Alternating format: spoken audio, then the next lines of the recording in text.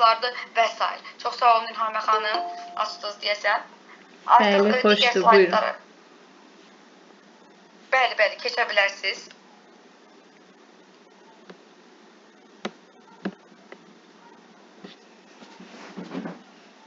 Çevirə bilərsiniz slaydı, zəhmət olmasa. Vururam, hələ ki çevrilmir. Siz söhbətə davam edin, mən çevirirəm. Ehtiyac olsa o slaydı biz Bəli, qrupa göndərəcəyim.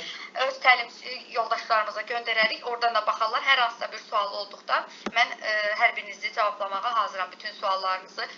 Baxın, qısa qeyd etdiyim kimi girişdir, girişin məqsədidir, təlimçi ilə müəllimin fərqidir, əsas fərqlər nələrdir, oxşar cəhətlər nələrdir, hansı bacarıqları olmalıdır, hansı bacarıqlara yiyələnməlidir. Nəticə və yekun bu əsasdır. Bu əsas deyəcək, bizim danışdığımız bütün bu söhbətlərin, bütün bu məqsədlərin, vəzifələrin əsasən yekunu olur. Misal üçün, biz yekunda bayaq qeyd etdiyim kimi nə qazandıq? Təlimçi, mən deyirəm ki, misal üçün, təlimə qoşulmuşam. Mən bildim ki, artıq təlimçi ilə müəllimin fərqi nədir? Onlar arasındakı ən böyük təzad nədir? Fərq nədir və s. Təlimçi kimdir? Təlimçi hər kəs ola bilər, bəli. Hətta sizə belə qeyd edə bilərəm ki, misal üçün, mənim öz sahəm başqa bir sahədir. Mən biologiya sahəsində oxuymuşam, təhsil almışam və o üzrə də işləyirəm. Bu təlimçiliyin mənə ən böyük faydalarından biri odur ki, mən öz ixtisasım üzrə də bu təlimləri verirəm. Biologiya sahəsi üzrə, ixtisaslaşma sahələri üzrə, yəni kimliyindən, ixtisasından, sahəsindən, peşəsindən asılı olmayaraq hər kəsin bu xüsusiyyəti olduqda 1-0 demirəm, hətta 3-0 öndə olmuş hesab olunur. Çünki bizim də əsasən mentalitetimiz biraz sıxıcı oldu. Sıxıcı deməyim, biraz fərqli başa düşüləcək. Biraz bizdə gənc kadrlarımızı fərqli böyüdülür. Misal üçün, utancaq olurlar, auditoriya qarşısında danışa bilmirlər, danışdıqda stresə düşürlər, həyəcanlanırlar. Onların bir növ qarşısını almaq üçün, üstündən xətt çəkmək üçün biz bugün buradayıq. Biz bugün bunları öyrənirik. Arasındakı fərq nədir? Kimlər olur? Nə olur? Niyə olur? Və s. Burada mən biraz böyüdüm. Okey. Mövzunu ətraflı izah etmək. Mən gəlin belə fərqlərlə danışım sizə. Bir çox təlimlərdə özüm olmuşam. Həmişə onları müqayisəli şəkildə öyrənirdik. Bir təlimçimiz var idi. Bizə slaydlar hazırlayırdı. Əvvəlcədən bizə onu atırdı və deyirdi ki, bunu oxuyarsınız. Gələn dəfə bizə gələndə onu üzünü oxuyurdu təlimçimiz. Yəni, və biz ondan heç nə öyrənmirdik. Heç nə bizə qatmırdı o, başa düşürsünüz. Yəni, mən ona görə deyirəm ki, biraz aktiv olmaq gərəkir ki, sizin hər hansısa bir sualınız, bəlkə mən onu, bax, burada qeyd etmişəm ki, mən əsas sizlərə nələri çatdırmalıyam. Amma elə ola bilər ki, o nüansı sizə mən açıq şəkildə izah etməyib. Ancaq siz sual verdikdə, diskusiya yarandıqda onu öz başa düşəcəyimiz dildə 7-dən 77-yə izah edərək aydın şəkildə izah olunur.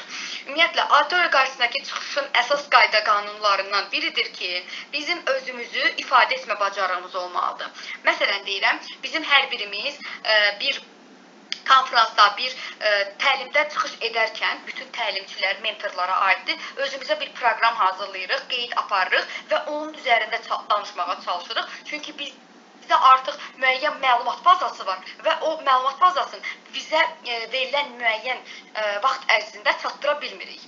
Və o məlumat bazasını biz olduğu kimi cümlə yazmırıq, açar sözlərdən yazırıq. Deməli, təlimçinin nəyi olmalıdır? Açar sözlərdən istifadə etmə bacarığı olmalıdır. Misal üçün, mən burada özümdə qeyd etmişəm ki, aktivlik. Mən aktivliyi gördükdə artıq yadıma düşür ki, mən sizdən aktivlik gözləyirəm və aktivliyi izah edirəm ki, aktivlik nə deməkdir? Orada danışmaqmı, sual verməkmi, hər hansısa bir müzakirədə iştirak etməkmi və s. bunlardan ibarətdir. Yəni, açar sözlərdən də istifadə etmək məqsədə uyğundur. Və yaxud da ki, əzbərlik, bunu qeyd edə bilərəm. Əzbərçil təlimçilər bir söz yadından çıxan kimi unuturlar. Böyük ehtimal aramızda əzbərcil olan insanlar var və hiss edirsiniz ki, onlar dərs proqramı olsun, hər hansısa bir çıxış proqramı olsun, əzbərləyib çıxış etdikdə, stresə düşdükcə, həyəcanlandıqda və yaxud da ki, kimsə ilə göz-gözə gəldikdə, o biraz fərqli baxış olduqda, emosional olaraq bədən dilindən hərəkət etdikdə, artıq siz təşvişə düşürsünüz ki, görəsən mən nəyi səhv dedim, mən səhv dediyim, mənim burada nəsə bir problemi var və s. siz təşvişə düşürsünüz və bütün əzbərlədiyiniz o tekst yadınızdan çıxır. Zəhmət olmasa səsimizi bağlı saxlayaq və diqqət edək. Bəli.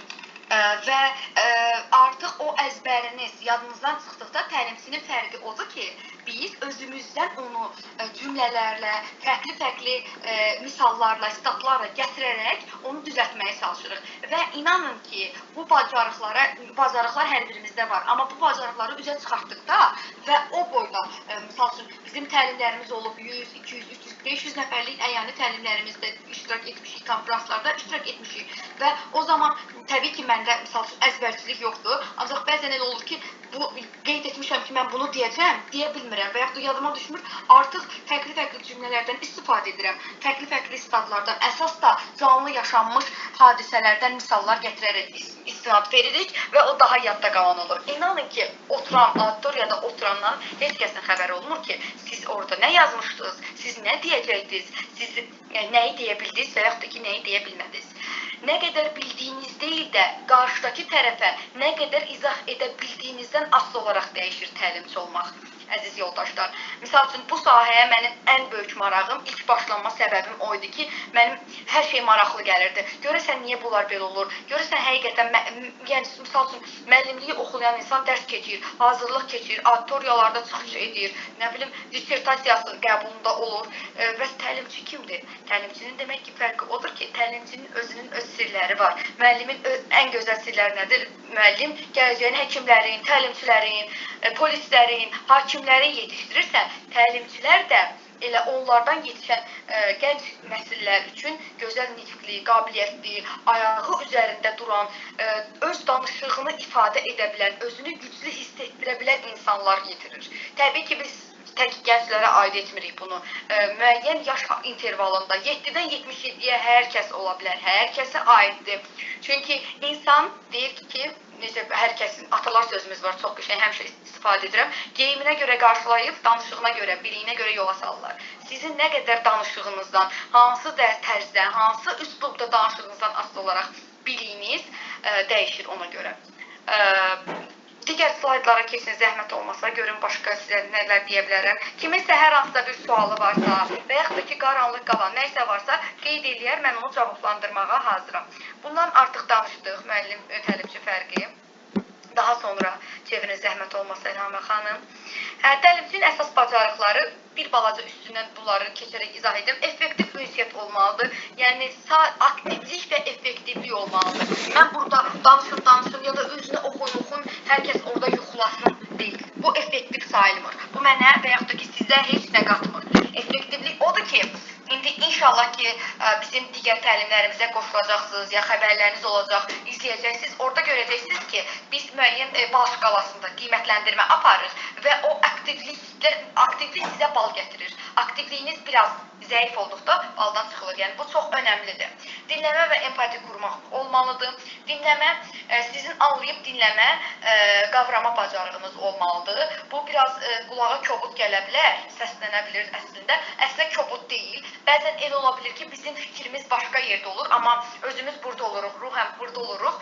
O arasındakı fərqi tutmaq lazımdır. Əgər biz bugün buradayıqsa, bugün burada zamanınızı ayırıb, bura qoşulmuşsunuzsa, bir cümlə belə, bir söz belə, bir hərəkət belə sizə qatmışıqsa, nə xoş bizə, nə xoş sizə ki, bu günümüzü gözəl dəyərləndirmişik. Empati qurmaq çox vacibdir, çox əhəmiyyətlidir. Misal üçün, biz əsasən moderator təlimlərimizdə bu empati qurmaq olmalıdır. Çünki bir sərhəd var ki, moderator kimdir? Moderator, qısaca bir danışım, təlimçi ilə iştirakçılar arasında əlaqə yaradan insandır, şəxsdir və onun empati qurma bacarığı o qədər optimal səviyyədə olmalıdır ki, həm dinləyicilər, həm də təlimçi onu aydın şəkildə başa düşsün və ona uyğun hərəkətlərlə çıxış edə bilsin. Daha sonra məlumatı aydın danışılanı çatdırmaqdır. Mən burada sizə terminlərdə danışa bilərəm. Hər bir fənnin, hər bir sahənin olduğu kimi bizim də terminlərimiz var, bəli. Amma sizə ilk gün mən sizə izah edirəm, açılış mərasimi kimidir bu sadəcə. Mən sizə nə qədər terminlərlə izah etsəm də, sizdə anlaşılmazlıq olacaq. Çünki siz bu sahənin, belə deyim də, sadəcə maraq üçün gəlmişsiniz, öyrənmək üçün gəlmişsiniz. İlk terminlərdən başlamırıq. İlk aydın danışıq olmalıdır. Bizim bir də fəlsəfi açar sözümüz var. 7-dən 77-yə hər kəs üçün. Bu nə deməkdir? Yəni 7 yaşlı uşaq da bunu anlamalıdır. 77 yaşlı bir şəxsiyyət də bizim danışıqlarımızı anlamalıdır. Dediyimiz sözləri anlamalıdır. Daha verdiyim üslubu, normal publisistik üslubda olmalıdır ki, hər kəs başa düşsün, aydın olsun. İnteraktiv metodlardan istifadə, hər bir təlimçinin özünün öz metodları var, yeni metodlardan istifadə edirik və inkişaf etdikcə bizim metodlarımız da dəyişir, inkişaf edir. Daha sonra digər slaydlara çevirin, zəhmət olmasa. Bir də bədən dilindən bir balaca danışım, bilmirəm burada qeyd etmişəm ya qeyd etməmişəm. Bədən dili əsas faktorlardan biridir, yoldaşlar. Bədən dili nədir? Misal üçün, mən sizə slayd üzərində başlayıram danışmağa, izah edirəm.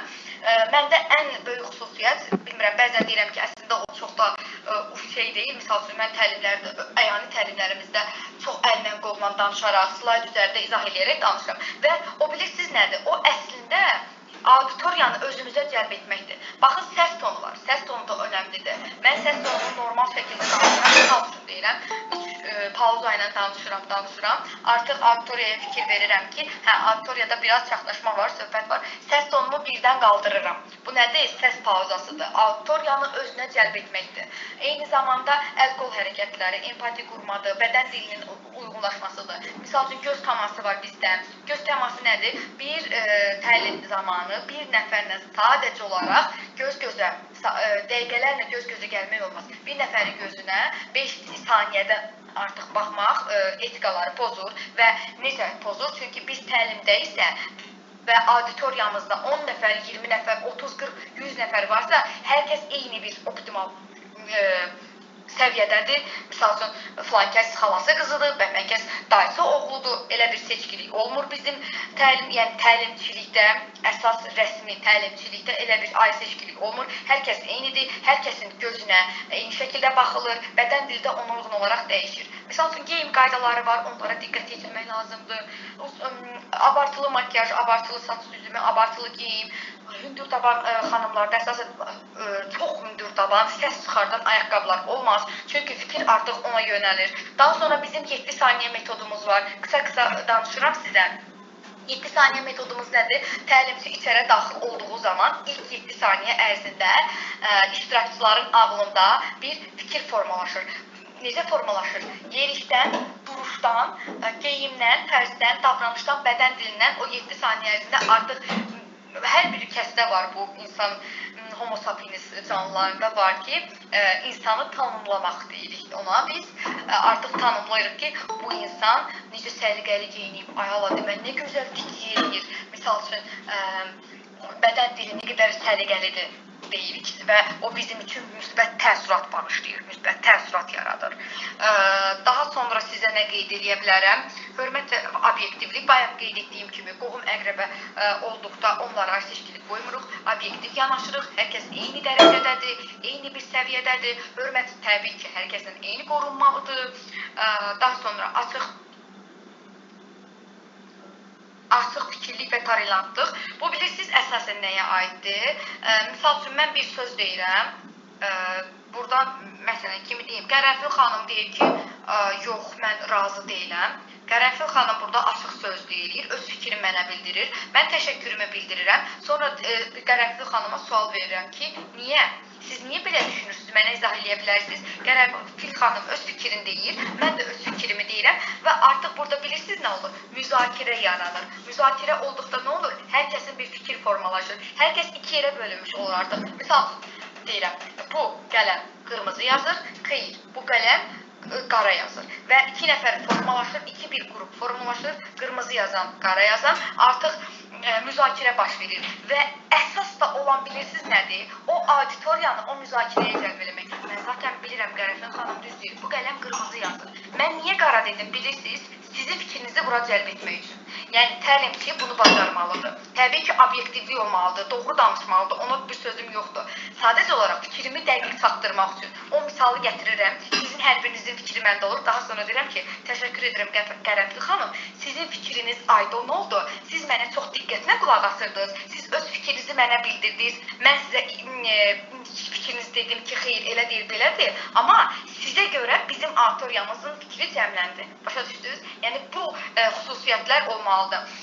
Bir neçə saniyə müddətində kriz olur. O krizi yönətmək xüsusiyyəti var. O krizi yönətdikdə artıq bilirik ki, bizim, misal üçün, hər bir təlim bizim planladığımız kimi getməyə bilər. Təlimçinin əsas xüsusiyyəti odur ki, o krizi necə yönətməlidir, necə başa gəlməlidir. Daha sonra məlumat düzgün və dəqiq çatdırmalıdır, hər kəsə bərabər yanaşılmalıdır. Bunlar dəqiqdir, hər biriniz bilirsiniz, hər biriniz ona uyğun davranmaq. Daha sonra, ümumiyyətlə, başqa nə deyə bilərəm sizə? Yekun və nəticəmiz var. Yekun və nəticə bütün bu danışdıqlarımızın ümumi xülasəsidir deyə bilərəm. Mən sizə indi sual verəcəm ən sonda. Bu nədir? Baxın bir dəqiqə. Əvvəlkinə zəhmət olmasa. Motivasiya, inkişaf və bacarıq. Tamam, buradan da danışım. Yoldaşlar, mənim sizə ilk dəqiqələrdən başlayaraq indiyənə qədər danışdığımın içərisində motivasiya və inkişaf var. Bacarıq bilirsiniz nədir? Bunu belə etməliyik, onu belə etməliyik. Əgər onu elə ediriksə, bizim bu təlimçilik haqqında bacarığımız var. Motivasiya nədir? Motivasiyadan düşməmək lazımdır. Özümüzü motivasiya etməliyik. Misal üçün, mən həmişə öz həyatımdan, öz gördüklərindən statlar gətirməyi çox sevirəm və onlar da gerçək hekayələrdir deyə daha maraqlı olur. Mən bugün səhər tezdən oyanmışam, işə getmişəm, orada təcrübə keçmişəm. Təcrübə müddətində bizim bir təlimimiz oldu, öz ixtisasımla bağlı. Orada təlim keçdik. Hətta orada şöbə müdürlər, digər şöbə müdürlərindən gəlmişdi, təlimçilər, professor, müəllim heyətləri gəlmişdi. Belə deyim də, hardasa 50-55 dəqiqəyə yaxın bir müddətdə mən çıxış etdim. Artıq o qədər ətraflı şəkildə danışmışdım ki, səsim batmışdı. Orada müəllim dedi ki, bəs Röya xanım, su için zəhmət olmasa, dedim ki, bitirəndə içəcəm. Bitirdikdən sonra o auditoriya qarşısında çalınan alqış mənim susuzluğumu kəsdi. Mənim bütün yorğunluğumu kəsdi. Bizim motivasiyamız özümüz olmalıyıq. Özümüzü inkişaf etdirməliyik. Bugün buradasınızsa, hər birinizə ayrı-ayrılıqda təşəkkür edirəm. Çünki özünüzü inkişaf etdirmək üçün bu yoldasınız. Birinci, məqsədə gedən yolda birinci istəmək lazımdır. Demək ki, siz 50% bacarırsınız. Mən bunu deyirəm, bəzən öz dost çevrəm deyir ki, xeyr, elə bir şey yoxdur. Nə danışırsan sən? 50% nədir? Deyirəm, xeyr, sən 50% bacarmırsan. Sən çünki bunu istəyirsən, qarşına məqsəd qoymursan və o məqsədə görə addımlayırsan. İnanın ki, qarşımıza qoyduğumuz məqsəddə bizim qarşımıza çıxan heç bir əngəl bizim yolumuzu dayandıra bilməz. Təbii ki, yollar biraz dağılacaq, biraz salsopur olacaq, biraz hündürə qalxacaq, biraz yenəcəyik, biraz tərləyəcəyik, biraz yorulacaq. Amma axırda nə olacaq? Amma axırda o auditoriya qarşısındakı çalınan alqış bütün yorğunluğumuz olacaq. Dönüb arxaya baxdıqda özümüzlə qürur duymağı bacaracağıq. Təlimçi, mən sizə demirəm ki, gedin hər biriniz təlimçi olun və hər biriniz təlimçi olmaq üçün burada deyilik ki, hər birimiz öz sahəmizdə, öz sözünü deyəcək gücdə olmaq üçün buradayıq. Və bilirəm ki, burada olan hər kəs bunu bacarma potensialındadır ki, bugün buradadır. Bugün həyatlarının o müəyyən bir qismində bu günü özləri üçün ayırıblar, hədiyyə ediblər. Və o hədiyyədən bugünkü gündə mənim danışdıqlarımdan, sizin duyduqlarınızdan, sizin beyninizdə analiz etdiklərinizdən, bəlkə də hansılarınızın da apardığı qeydlərdən nələrsə öyrənmişsiniz. Əgər mən sizə 1% belə nəsə qatmışamsa, nə xoş mənə. Nə xoş ki, bu qədər şeyləri danışmışıq və sizlərə də nələrsə qatmışıq. Nəticə nədir? Bütün bu öyrəndiklərimizi nə edirik? Atdığım slayda bir də öz göz gəzdirirsiniz, biraz fikirləşirsiniz. 100% ki, sual yaranacaq. Əgər sual yaranmayıbsa, ya məni çox gözəl başa düşmürsünüz, ya da əsla başa düşməmişsiniz. Bilirəm ki, ikinci deyil, birincidir. Sualınız yaransa, mənə və yaxud da ki, İlhamə xanıma yönləndirə bilərsiniz. Mən çalışdığım qədər indi də təlimdən sonra da cavablandırmağa hazıram. Öyrənin, öyrənməkdə davamlı olun, inkişaf edin. Yaşımızdan heç nə asılı deyil. yoldaşlar, ruhunuz cavan olsun və bilirəm ki, cavandır hər birinizin ruhu. Çalışın həyatınızda həmişə gözəl izlər buraxın. Çalışın gülümsəyin. Gülümsəməyi əsla buraxmayın, əldən verməyin. Yolda, metroda, parkda kimsə ilə göz-gözə gəldikdə bir balaca gülümsəmə edin ki, o insanın həyatında gözəl iz buraxa biləsiniz. Mənim təlimimdən bu qədər. Hər birinizə təşəkkür edirəm. Buyurun, kimin nə sözü, sualı varsa deyə bilər. Qəşəng layıqlarınız üçün də təşəkkür edirəm. Röya xanım, belə gözəl, belə motivasiyalı, enerjili, ruh yüksəkliyi ilə bildirdiyiniz fikirlərə görə təşəkkür edirik. Mən təşəkkür edirəm. Buyurun, fikri olan varsa bildirə bilər. O sırada Röya xanım, istəsəniz bu ay 15-i olacaq bu kurs haqqında da, kursumuz haqqında da məlumat verə bilərsiniz. Tamam. Bizim inşallah ki ayın 15-i TOT, yəni təlimçilik kursumuz başlayır. Çoxlu istəklərə istinad edərək İlhamə xanım təşkil etdi. İlk öncə təşəkkürlərimi bildirirəm bu iş yoğunluğunda bunu hazırladığınız üçün, təşkil etdiyiniz üçün, liderliyiniz üçün minnətdaram. Yoldaşlar, mənim bugün bu qısa müddət ərzində qısa açar sözlərlə izah etdiyim hər bir şey əslində TOT-dur. Mən sizə qısa dedim, bəli. TOT kimdir? Biz bunu, indi mən sizə ümumi slaydda danışdım. Hər birinin ayrı slaydlarda, kiçik nüanslarla, nöqtələrlə, açıqlamalarla, ən başda praktiki olaraq, bax, istəsəniz bizə qoşula bilər ki, siz də rəsmi TOT təlimçisi ola bilərsiniz. Heç nə gec deyil, heç nə üçün, belə deyim, özünüzü sabaha saxlamayın. Bugündən başlaya bilərsiniz. Əgər istəsəniz İlhamə xanımla orada yazılan nömrəni əlaqə saxlayıb bizim TOT təlimimizə qoşula bilərsiniz. Bəli, sadəcə 10 nəfər qoşulacaq və səhv etmirəmsə 7 nəfər artıq qeydiyyatdan keçir. Son 3 nəfər qalır. Kim istəsə bu gün sabah qeydiyyatdan keçə bilər. Ayın 15-i inşallah başlayırıq. Bilirsiniz, əslində təlimçilik kursu ödənişləri də, vaxtı da çox uzun müddət və böyük məbləğlər alır. Lakin Röya xanıma təşəkkür edirəm ki, həm bunu onlayn formada təşkil etməyimizə dəstək oldu, həm də çox minimal qiymətlə, çox az bir müddətdə sizi öz məqsədinizə birlikdə çatdıracaq. İnşallah təşəkkür edirəm. Sual olan səsli və yazılı formada qeyd edə bilər.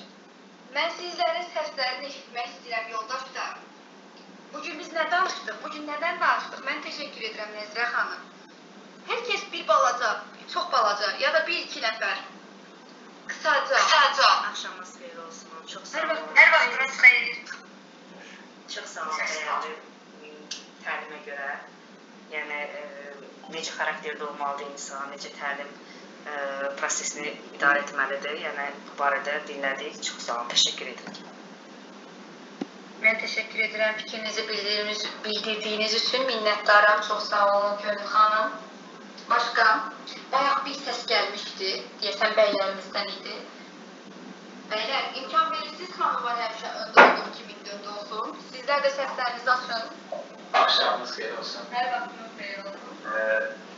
Belə baxıram, xanımlar zaten elə zət ediblər. Yəni yaxşı mənada. Ay maşallah deyil, maşallah deyil. Maşallah. Çox gözəl. Yəni həqiqətən də bugünkü gündə təlimçi olmaq bir adım öndə deməkdir.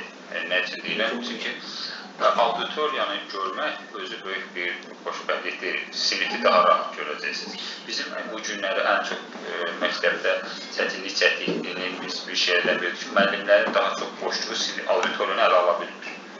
Baxmayaraq super 51 plusu var, amma auditoriyanı ələ almaqda çətinlik çəkir.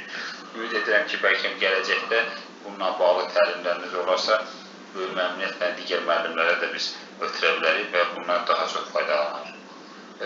Çox sağ olun, amma nə bilirsiniz, mənə bir şey maraqlıdır ki, təlimçilər həm də İKT bacarığını yaxşı biləndə o daha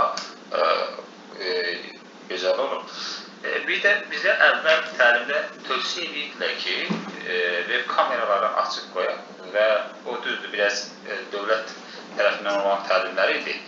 İndi bu könüllü qoşulmuşuq da, hamı sevə-sevə qoşulmuş. Məcbur burada kimsə saxlamaq. Bunu okey, problem deyil. Amma bəzi təlimlər var ki, məcburuq orada, o zaman, çünki pandemiya dövründə biz bunu gördük. Əlavə olaraq da deyirəm mən, web kameralar açıq olmalıdır ki, adətən o şagirdlər onlardan yayınır.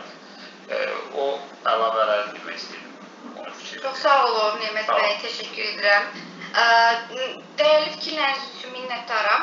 Gəlin sizə öz təlimimizdən bir balaca da qeyd aparım. Mənim təlimim zamanı səslər bağlı olur. Bütün görüntülər açıq olur bizim təlimlərimizdə. Bizim pedaqogikadan, müəllimlikdən fərqimiz odur ki, bizim auditoriyamız gənc yaşda, gəncdən başlayır, uşaqdan deyil də gənc yaşdan başlayır və hər kəsin öz, misal uşağa sakit dur deyirik, elə deyilmi? Artıq bizdəkilərin hər kəs böyük, gənc yaşda olduğuna görə və bizim də qayda qanunlarımız, bal şkalalarımız onun üzərinə qiymətləndirir. Hər dəfə dərsə qoşulanda görüntülər açıq olmalıdır. Mənim dediyim qeydlərdir, sizin apardığınız qeydlərdir və s. və axırda orada nə qədər şeylər var ki, mən sizə qiymətləndirmə şkalasını atacağım, yəni təlimli zamanı göndərəcəm. Onların hamısı da yerinə yetirilir. Daha sonra təbii ki, uşaqlarda web kameralar açıq olmalıdır. Çünki uşaqlar o qədər hiperaktiv olurlar. Mən dəfələrlə bizdə ibtidai sinif müəllimləri qoşulmuşdu. Müəllim deyirdi ki, mən əsəb keçirdirəm. Uşaqları əsasda online idarə edə bilmirəm. Biri girir mənə video atır, biri girir, müəllim sizə reels atmışam, baxın. Yəni, biraz gülünclü, biraz əsəb edici hallardır. Müəllimlə təlimçinin burada da fərqi odur ki, müəllimlərdə daha çox səbir lazımdır, çünki onlar uşaqlarla gedir. Bizdə isə biraz daha görmə, anlama bacarıq olmalıdır. Çünki bizim bəli burada online'dır. Amma bizim əyani görüşlərimizdə, əyani auditoriyamızda, auditoriyada bilirsiniz də stollar olur belə irəlidən axıra qədər və hər kəsi 4 bir yandan deyil də 7 bir yandan görməliyik ki, kimin fikri bizdə nə dərəcədədir. Misal üçün, mən bugünkü danışığımda, bugünkü təlimimdə öz professor müəllim heyətlərimə baxırdım və onlardan bir növ gözləri ilə mənim təsdiq gözləyirdim ki, onlar məni təsdiq eləsin, mənim səs tonum eynilə davam eləsin. Başa düşürsünüz. Yəni, bunlara diqqət yetirmək lazımdır. Bizim əsas belə fərqimiz budur. Bu ki, burada olmağımızın əsas məqsədi, əsas fərqi də bundan ibarətdir ki, bunları əslində hər birimiz bilirik. Sadəcə olaraq spontan bilirik, üzdən getdi bilirik. Belə qeyd etdikdə hər kəsin artıq ağlında qalır, şuur altına yeridilir və istifadə edirik həyatımızda. Başqa görün. Tamam, internet getdi, səs aça bilmirsiniz, sual yönləndirmirsiniz. Yuxarıda yönləndirmirsiniz də görməmişəm. Yazın zəhmət olmasa ya da səslərinizi açıla tərəfdən auditoriya pasifilik göstərirsə, onlar denişməyəcə qaldırmaq olur. Qəşəng sualdır. Kimin sualı idi bu? Təlim zamanı auditoriya pasifilik göstərirsə, onun aktivliyi necə qaldıra bilərik? Kimin sualı isə təşəkkür edirəm. Əfsanə müəllim, sizin sualınızdır. Çox sağ olun sualınız üçün. Bilirsiniz nə edirəm mən? Sual verirəm və sualın cavabı olmur. Yəni, bunu çox yerdə deməyim. Açarsınız söz kimi sizə verirəm, saxlayın. Bir sual deyirsiniz təlimsiz haqqında, amma sualın cavabı olmur. Hamı başlayır bir şey deməyə, bir fikir yürütməyə. Mən də deyirəm ki, oyda bunun cavabı o qədər asandır ki, yəni bunu tapmamaq olar. Hər kəs bir fikir deməyə başlayır, artıq bir fikir formalaşır. Kimsə girir ChatGPT-də araşdırır, kimsə Google Translate-ə vurur, nəsə də kimsə nəsə eləyir və artıq aktivləşmə başlayır. Sonra bilirsiniz nə deyirəm? Deyirəm, yoldaşlar, sakit, bu sualın cavabı yoxdur. Yəni, tək belə deyil də, bayaq dediyimdir, krizi yönətmə var, o krizdir. Təsəvvür edin, siz auditoriyada danışırsınız, bir şəxsiyyət sizdə və sizə qulaq asmırlar. O hörmətsizlikdir. Siz onu qəbul edirsiniz, xeyr. Ona görə bir krizi yönətmə var. Misal üçün, mənim ən çox istifadə etdiklərimdən biri, sual verirəm, onun cavabı olmur və yaxud da ki, sual verirəm, amma hər kəsdən cavab gözləyirəm. Bir saatlar keçsələr, mən cavab gözləyirəm sizdən. Bayaq gördünüz, ilk biz danışanda sizlərdən səs çıxmadı. Amma irəliyən zamanlarda mesaj yazanlarınız oldu, like-layanlarınız oldu, artıq səs açanlar belə oldu. Gördünüz, aktivliyi necə yaratdıq. Demək ki, bizdə irəliləyiş var. Başqa suallarınız varsa verə bilərsiniz. İstənilən mövzuda istənilən təlim apara bilər, yoxsa özü sahə seçməlidir. Bu bilirsiniz necədir? Yəni, indi yerindən qalxan, yəni universiteti bitirən, amma təlimçilik sertifikatı olmayan çox adam deyir ki, mən təlimçiyəm, gedir poster hazırlayır, təlim keçir və ona görə də təlimçilər biraz ucuzlaşıblar. Yəni qiymət mənasında demirəm, ümumiyyətlə onların situasiyası mənasında deyirəm. Mən rəsmi təlimçiyəm. Mən Azərbaycanda da, xaricdə də təlimlər almışam, hələ də almağa davam edirəm. Mənim bu hobbim kimidir, artıq indi bir işimin həyat formama çevrilib. Bunlar inkişafdır və siz, misal üçün deyirəm, siz pedaqoqa, inklüziv təhsil üzrə müəllimsiniz, sizin TOT təliminiz də var artıq. Bəli, siz inklüziv təhsil üzrə təlim verə bilərsiniz. Başa düşürsünüz? Amma sırf TOT təlimçiliyi keçmişsinizsə, TOT üzrə təlim vermək istəyirsinizsə, onun da bir balaca kiçik. Yəni TOT üzrə təlim verirsiniz nə üzrə? Misal üçün, təlimçilik nədir? Bizim kimi belə vermək istəyirsinizsə, təbii ki, praktiki bacarıqlarınız yüksək olmalıdır. Verilən hər bir suala düzgün şəkildə riayət etməlisiniz. Bir növ praktiki bacarıqlar olduqdan sonra niyə də olmasın? Təbii ki, ola bilər. Amma o sahənizi özünüz seçirsiniz deyəcək. Yəni, mən deyim ki, həmən gedim hüquq haqqında təlim verib, o ola bilməz axı. Mən hüquqdan maksimum nə qədər anlayışım ola bilər ki? TOT təlimçilik nə deməkdir, zəhmət olmasa. Nəzirə xanım, bizim qeyd etdiyimiz TOT training, bu training deməkdir. Yəni, training təlim sözündən götürülüb. Qısa, TOT üzrə təlim, bu baş hərfləri idi də. Bizim bu danışdıqlarımız, bütün bu dediklərimizin hamısı təlimçiliyə aiddir. Təlimçilər üçün təlim. Bunun açılışı belədir. Yəni, siz, məsələn deyirəm yenə, müəllimsiniz, riyaziyyat müəllimsiniz və hazırlıq keçirsiniz, onlayn hazırlıq keçirsiniz, auditoriyanı qarşınıza yığa bilmirsiniz, səsinizi eşitdirə bilmirsiniz. Siz təlimçilər üçün təlim gəlib alırsınız, bəli. Yazdığınız üçün təşəkkürlər. Siz gəlib təlimçilər üçün təlimi alırsınız, artıq bilirsiniz ki, necə idarə etməlisiniz onu, başa düşürsünüz. Siz artıq riyaziyyat üzrə başlayırsınız təlim verməyə. Yəni, təlimçilər üçün təlim budur. Yəni, sizin hər hansısa bir sahəniz var, amma təlimçilər üçün təlim sertifikatınız yoxdursa, təəssüflər olsun ki, o təlimi verə bilmirsiniz. Hazırlıq keçirsiniz, amma təlimçilər üçün təlimin sırf riyaziyyat üzrə keçə bilmirsiniz. Belə. Başqa sualınız? Axşamınız xeyir, Rüya xanım, təşəkkür edirəm. Sağ olun, mən yazmışdım.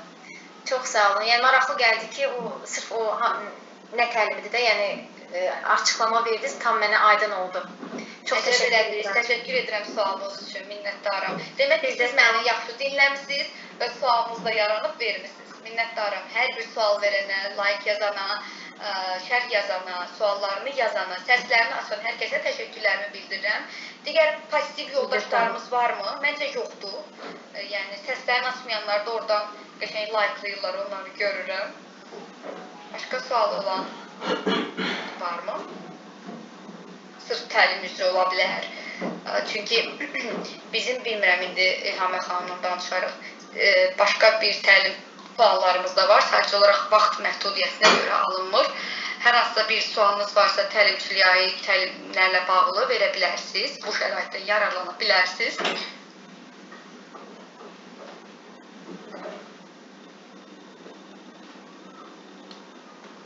Təlim zamanı qaydalara tabi olmayanları, dərsi pozanları necə tabi etmək olar? Səs aça bilmirəm, ona görə də səsli sual verə bilmirəm. Tamam, aydındır Cəmilə xanım. Əfsanə xanım, təlim zamanı dərsi, baxın, siz müəllimsinizsə, dərsinizi pozursa, uşağı mədəni şəkildə izah edirsiniz. Uşaq deyəcəm buna, amma təlimdə artıq başqadır. Baxın, gəlin canlıdan danışaq, əyani dərsindən danışaq. Bir müəllim auditoriyanı idarə, baxın, bir dənə əsas müəllimlikdədir ki, müəllim ixtisaslarındadır ki, pedaqoqa keçilir. Yəni, diqqət edirəm, pedaqoqa keçirəm, deyirəm. Niyə? Çünki uşaqları idarə etmə bacarıqları olmalıdır. Onların psixologiyasını, onların idarə edilməsini öyrədirlər. Onun əsası bilirsiniz nədir? Onların artıq psixologiyasını bildikdə necə idarə edə biləcəyinizdən asıl olaraq dəyişir. Misal üçün, mən indi spontan bir-iki cümlə deyəcəm, amma sizin auditoriyanızı sizdən başqa heç kim yaxşı tanımır. İnanın, onların valideyni belə yaxşı tanımır. Müəllim uşağı ən yaxşı tanıyan ikinci bir ailə kimidir. Ona uyğun olaraq davranırsınız. Misal üçün, dərsi pozur, çox danışır və yaxud da ki, yanındakı yoldaşların danışığa vadar edirsə, çəkirsə özünə, onu bir dərslik tək oturda bilərsiniz, mən olsam edərəm və ona qeyd eləyərəm ki, birinci ona izah deyirik, sən bir də danışsan, mən səni tək oturdacam, Və niyə tək oturdacam? Çünki sən danışırdın. Bunu bir dəfə biz ona bildirdik. İkinci dəfə onu edirsə, onu tək oturduruq və ümumi auditoriyaya deyirik ki, bu yoldaşınız, misal üçün Anar, söhbət etdi, mən ona bildirdiyimə rəğmən yenə söhbət etdi və onu ayrı oturtdu. Və bu cəzalıdır. Əgər ki, digərləriniz, çünki uşaqlara belə danışanda, onlar özlərini bir şəxsiyyət kimi hesab edirlər və özlərini sığışdırmırlar, bunu başa düşürsünüz. Yəni, danlamaqla, deməklə və yaxud da belə aşağılayıcı sözlərlə deyil də, daha müsbət, daha yumuşaq dildə deyəndə, humoristik şəkildə deyəndə daha çox yaxşı anlayırlar. Misal, Anar, sən cəzalısan. Niyə cəzalısan? Çünki sən söhbət etdin, sən müəllimənin sözünü dinləmədin. Kim, uşaqlar, Anar kimi müəllimənin sözünü dinləməsə, tək oturacaq. Bu günlük cəzalıdır. Onlar uşaqlar Anar kimi etmək. Xeyr, olmaz. Onlara dedirdirik və artıq onların psixologiyasına yedik. Bunun kimi və s.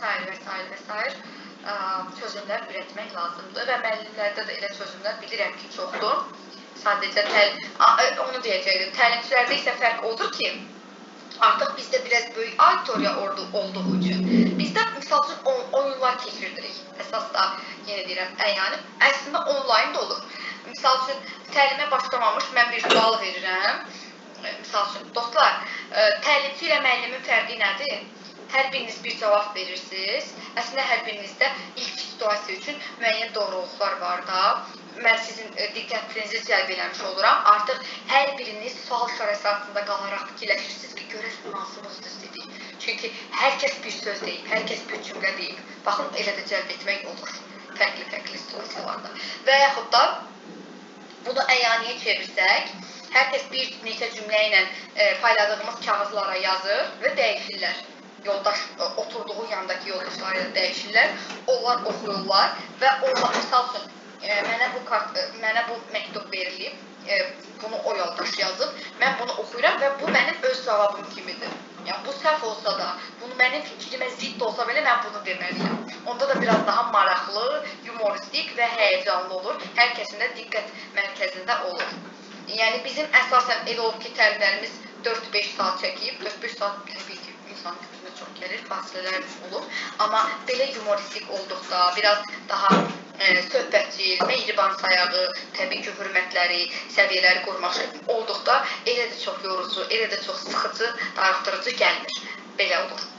Bizim o top təlimlərimizdə hər biri açıqlaması ilə verilib, nələr etmək lazımdır, hansı vəziyyətlərdən çıxmaq lazımdır, hansı vəziyyətdə, hansı üsullardan istifadə etmək lazımdır və s.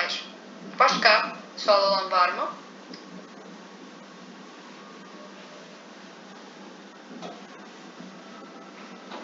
Və sualı olan deyəsən yoxdur. Bir balaca da qeyd apara bilərəm sizə. İlk öncə, əvvəldə dediyim kimi də, hər bir təlimçinin özünün öz qaydası olaraq da dedik, özünün öz qaydası üzrə irəliyir və nəticənizi elə bir cümlə ilə, elə bir yekunluqla bitirin ki, qoyun yaddaşlarda qalsın. Qoyun sizin təliminizdən çıxandan sonra, sizin dərsinizdən çıxandan sonra desinlər ki, ayda bugün bir dənə dərsə qoşulmuşdu. Axırda müəllim elə söz dedi ki, ürəyimə yayıldı. Yəni, özünüz bir təsirli sözlər, təsirli cümlələrdən istifadə edin. Çünki hər kəsin içərisində olur o cümlələr. Bu humoristik ola bilər, bu zarafat yanağı ola bilər, bu motivasiya ola bilər, bu öz ixtisasınıza bağlı ola bilər. Misal üçün, siz kimiksiniz, kimyaçısınız, ona aid bir reaksiya ilə bir cümlə deyirsiniz ki, oyda nə qəşəngdir, nə maraqlıdır. İnsan orqanizması sudan ibarətdir kimi də deyil, daha reaksiya mənşəlli cümlələrlə deyə bilərsiniz. Və yaxud da ki, riyaziyyatçısınızsa, və yaxud da bioloqsuzsa, hüquqsuzsa, müəllimsə fərqi yoxdur, nə olursa olsun. O cümlələrlə deyərək ən sonunuzu insanların həyatında müsbət iz buraxaraq qeyd edə bilərsiniz. Yəni, bu da sizə mənim bonusum olsun. Başqa sualınız varmı? Deyəsən, sual olan yoxdur. Yaxşı, mən sizə bir balaca sual verim. Hər kəsin şərh bölməsində yazmağını xahiş və tələb edirəm. Dostlar, bugün nə öyrənmədik? Görün, ilk öncə kim yazacaq?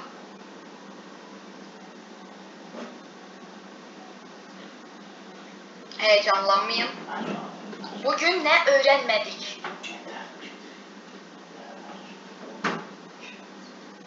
Herkes baş başa qalır. Herkes fikirləşir ki, bu qız nə danışır? Mən bilmədim ki, neçə yaşdan qoşulmalıdır təlimlərə. Mən bilmirəm.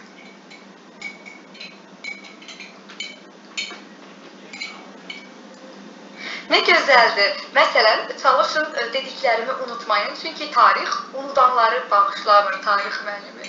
Çox gözəl, çox bəyəndim. Mənə lazım olanları öyrəndim demək olar ki, siz məni çox gözəl dinləmisiniz. Mən bilmədim ki, neçə yaşdan qoşulmalıdır təlimlərə. Tamam. Çox gözəl. Başqa dostlar, məni qəşəng dinləyənlər var. Çox şey öyrəndik. Bəli. Bəs nə öyrənmədik Kənan bəy? Kənan bəy bizim təlimlərimizi əvvəlcədən də gözləyirdi, həyəcanla qoşulmuşdu. Təşəkkür edirik. Onu da bilmək istərdim. Kollec bitirəndə təlim necə keçirilə bilər? Əvvəlki bayaqda dediyim kimi, sizin təhsilinizdən asılı olmayaraq siz təlim keçə bilərsiniz. Amma təlimçi sertifikatınız olmalıdır və praktikanız olmalıdır. Sertifikatınız ola bilər, praktikanız yoxsa keçmək çətin olacaq. TOT-dan, o bilmədim, həqiqət oldu. TOT təlimçilər üçün təlim deməkdir. Mənə maraqlı olan hər şey öyrəndim. Əla, mən bilmədim ki, mən təlimçi ola bilərəmmi? Siz çox gözəl təlimçi ola bilərsiniz, Əfsanə xanım. Ən aktivlərdən birisiz, siz deyəsən tarix müəllimisiz və auditoriyanın o dəcəl tarix oxumayan şagirdlərinizi çox gözəl şəkildə cəlb edə bilərsiniz. Mən buna inanıram. Neçə gündür bu günü gözləyirəm, təşəkkür edirəm. Mən sualımı verdim, lazım olanı öyrəndim hələ ki. Əla, hələ ki, bu çox qəşəng bir şeydir. Çünki hələ də öyrənməyə açıqsınız. Çox sağ olun, siz sağ olun.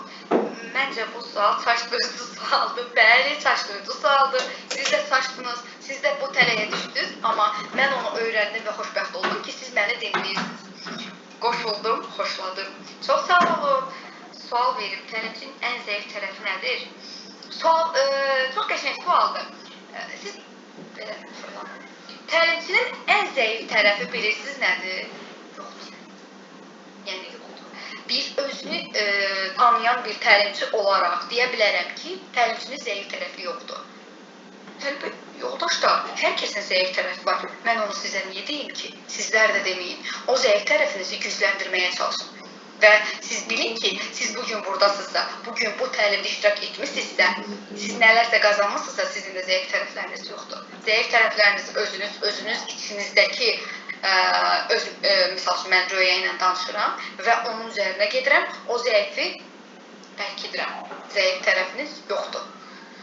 Bəli, başqa maraqlı suallar çıxır sizdən.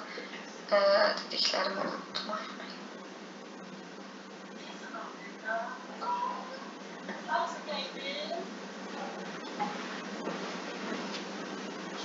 TOT üzrə təlimdə Training of Trainers'dir, İngilizcə sözündən götürülür, təlimlər üçün təlim. Başqa. Qaydaları öyrənin, kitabları sevin, çünki dil düşüncənin, ədəbiyyat isə qəlbin aynasıdır. Rus dili və ədəbiyyat müəllimi. Çox gözəl, çox bəyəndim. Siz də auditoriyanı özünüzə çox qəşəng cəlb edə bilərsiniz. Və inanın ki, sizin hazırladığınız uşaqlar hazırlıqdan sonra məktəbdə də ola bilər. Müəllimlər o sözlərinizi əsla unutmur. Mən müəllimlərimin hələ də sözlərini istifadə edirəm. İnanın ki, elə də çox təsirli deyil. Prosta onlar məndə o qədər gözəl təsirlər bağışlayıb, təəssüratlar bağışlayıb ki, onların bir sözünə görə mən bugün burada çıxış edirəm. Bəzilərinin bir sözünə görə, bəzilərinin hər hansı bir hərəkətlə, əhsən sözünə görə, mənim 6-cı sinifdə oxuyan bizdə coğrafiya müəllimimiz var idi, Vüqar müəllim. İlk dəfə əhsən sözün ürəkdən bizim sinifdə bir dənə mənə demişdi. Mən o qədər qürurlanmışdım ki, əhsən dedi Vüqar müəllim mənə, çünki o hər kəsə əhsən demirdi. Və indi də hələ də əhsən sözünü işləndə onun mənə əhsən dediyi yanıma düşür. Çox sağ olun, pozitiv enerjinizdə günümüzə rəq qatdınız. Siz sağ olun, bugün burada bizə qatıldınız, bizimlə fikirlərinizi bölüşdünüz. Siz bizə tanıtılan İlham müəllimə, bəli, ən böyük təşəkkürümüzü İlham xanıma bildirdik. Neçə ildir bu işlə məşğulsuz. Mən artıq 4 ildir 4-cü il olacaq ki, bu işlə məşğulam. Həm təlimlər keçirəm, həm özüm öyrənirəm, hələ də öyrənirəm, hələ də təlimlərə qoşuluram, hələ də təlimlər verirəm. Və bilirsiniz, bu sizin bir balaca da bir şey deyim, bunun əsas nöqtəsi nədir? Utanmaq olmaz, çəkinməyin. Bilməyəcəksiniz, bugün deyə bilməyəcəksiniz, amma sabah deyəcəksiniz. Yəni, əsas budur. Nəyisə bir addım atın, ondan sonra irəliləyəcəksiniz. Fürsət gözləmə, fürsəti özün yarat. Bəli, çox gözəl, çox gözəl. Bugün burada olan yoldaşlardan əmin oldum ki, sizlərə nələrsə qata bilmişik. Əslində, mən sadəcə olaraq sizə xatırlatma etdim. Bunların hamısını demək olar ki, bilirsiniz. Ona görə də mən bugün həqiqətən çox xoşbəxt və qürurluyam ki, sizlərdə olan o sirri ortaya çıxartdıq. Məndən də sizə çoxlu layıqlar. Öz üzərində çox əməyin var. Bu qədər təvazökar olma. İnsan həmişə öz əməyinin fərqində olmalı və nəticənin nə olmasının asılı olaraq özünü sevməlidir. Nə gözəldir. Bəli, insanın öz üzərində əməyi olanda özündən başqa xoşbəxt insan olmur. Yəni, özünüzün üzərində əməyiniz sizin bugün var. Bugün artıq bir saatımız tamam oldu ki, siz buradasınız. Siz gedin aynaya baxın, özünüzü təbrik edin, özünüzlə qürur duyun, əziz yoldaşlar. Çünki özünüz bugün, siz özünüzə nəsə qatdınız. Siz özünüzlə qürur duyun, fəxr edin və özünüzü sevin. Çox möhtəşəm bir təlim oldu. Təşəkkür edirəm. Ən sevdiyim cümlə isə hər zaman gülümsəyin cümləsi oldu. Çünki bu cümlə mənim üçün gələcəyimin devizidir. Bəli, hər zaman gülümsəyin, hər zaman, amma dostlar, yəni yalandan gülməyin, içdən gülün, içdən gülümsəyin, həmişə gülümsəyin və səhər oyananda özünüzdə enerjik oyadın. Təbii ki, baş ağrısı ola bilər, müəyyən sağlamlıq problemləri, müəyyən gündəlik problemlər olur da, probkadır və s. çox şeylər sadalaya bilərəm. Amma o gününüzü bir növ loruzla desək, qaralamayın. Gülümsəyin, dostlar. Bir şey oldu, yenə gülümsəyin. Yəni, inanın ki, heç nə itirmirik. Dayda özümüzü xoş edirik və günümüzün gözəl keçməsinə səbəb oluruq. Çox çətin deyil. Siz onu yoxlayın. Sabah işə gedəndə, metroda, yolda, kimsə ilə göz-gözə gələndə onun gözünün içinə baxıb gülümsəyin və bugünkü günümüzü yada salın. Görün, sizdə və onun həyatında nələr dəyişəcək. İnanın ki, çox şey. Başqa sualınız varmı?